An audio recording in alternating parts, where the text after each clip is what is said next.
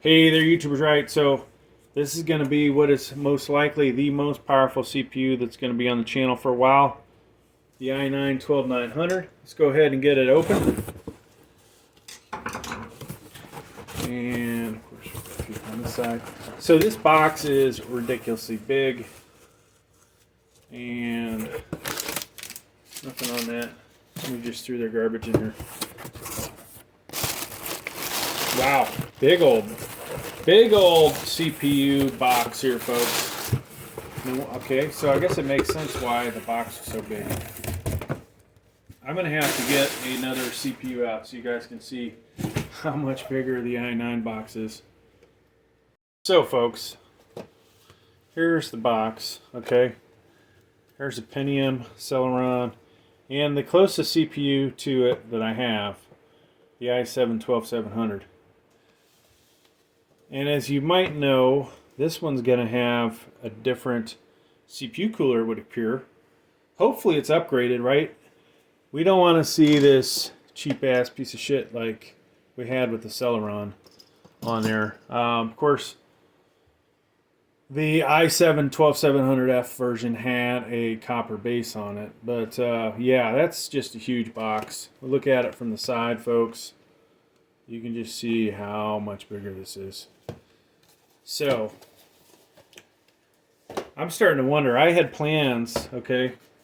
I had plans. I was going to put this on this little dinky motherboard here. This is a brand new ASRock B660M ITX AC. And I'm having a feeling the CPU cooler in here is going to be so big it's not going to fit. I don't know. We'll see. Eventually this will end up on a Z690. And so just so you guys can see, not a whole lot of information. Typical, there's the CPU. So we'll get to that in a little bit. Now people always ask, where is it made? You can see that, made in Vietnam. So i9-12900, 30 megabytes cache, LGA 1700. And that's about all the information. So we'll shout out some of the specs here in a little bit. Let's get this thing open. I'm dying, folks, to see what this guy looks like. Now, of course, you know, we can't afford a box cutter on this channel. We have to use a screwdriver. And I promise you I'm not doing that to drag this out. This is, I don't know if this is the most I've spent on a CPU for the channel. I did buy the whatchamacallit, their Ryzen 9 3900X. I wish I had that $500 back, to be honest with you. I did buy, almost bought the 5900X, but I got cheap and did the 5800X. So I will put this proudly on a case, folks. You know, we've had obviously stickers for Celerons, Pentiums, i7s, i5s, i3s. This one proudly gets put on the case, okay? So these books they give you, the little manuals, they are, I guess generic is the word. This is probably what we've got here, folks. I have a feeling we have lights on this bad boy. Okay, we'll see though. Alright, I'm going to put the CPU to the side. We'll look at this in a little bit. And I know you guys want to know about the CPU cooler. Wow, look at that. So they must have heard from the consumer. I would say mainly me, because I think I was one of the ones that griped the most about the cooler that was on the i7, that it really wasn't adequate for it. So I'm going to have to say, folks, you can thank me. Look at that thing. That is beefy. Now, have you ever seen the big fat Intel CPU cooler, really meant for like LGA 1151? This is kind of what this reminds me of. Big old beefier version. So let's look at one of the other ones. So they probably did not need that ridiculously big box, right? A lot of money wasted in shipping, additional weight, whatever, volume. This is really the main difference, right? It's the height, okay? From this angle, it's about the same size. From here, folks, it's not necessarily twice the size of this thing. I guess I better show you a better angle, right? So, did they need that ridiculously big box? No. But, hey, it is an i9, right? So, you want to be proud of it. I'm proud of it. And then you can tell this is beefier in every way. This thing, these guards on the outside, this is, yeah, plastic. This is actual, oh, maybe not. Okay, that's weird. So these are very flexible. So you get into here. That's sharp enough to cut, looks like. Same cheap fan, pretty much, even though you can actually see the logo a little better. Right. This one does have a mounting plate. Let's go ahead and disassemble this. So I'd probably do a video, honestly, to show you guys the 3 CPU coolers. And I did make a video at one time. Hey, does this blue ring light up? No, it does not. And the funny thing is, this guy doesn't have a blue ring. Yet you can see what we have here. ARGB, right? And then the 4 pin. So somewhere on here this thing lights up.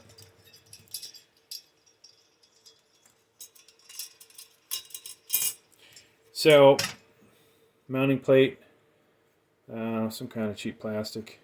It's actually pretty solid. You'll remove these so it will stick to the back of the motherboard, right? So here's a motherboard. I would remove those and voila, right? And that would fit in there. Now, curious if, looks like it would fit in there, folks. It might be a little, this is the ITX. Looks like it might fit. It's going to be a little tight on the RAM, depending on which RAM I use. I'm going the wrong way here. But this is nice, right? This cheap plastic crap. I mean, they're easy to install, but these do not last forever, right? Something like this is going to be easy to remove, reinstall.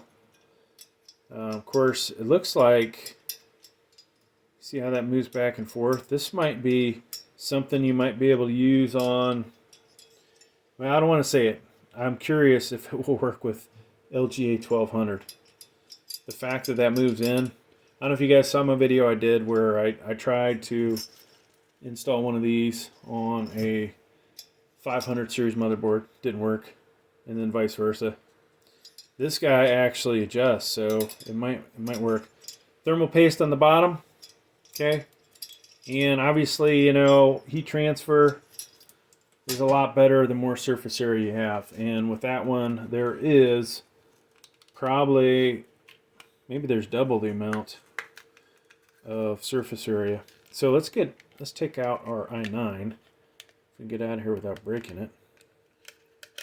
They really put these things in here. There we go. So there it is, folks. I think, depending on where you look, this is ranked, might be ranked as high as 6th best processor.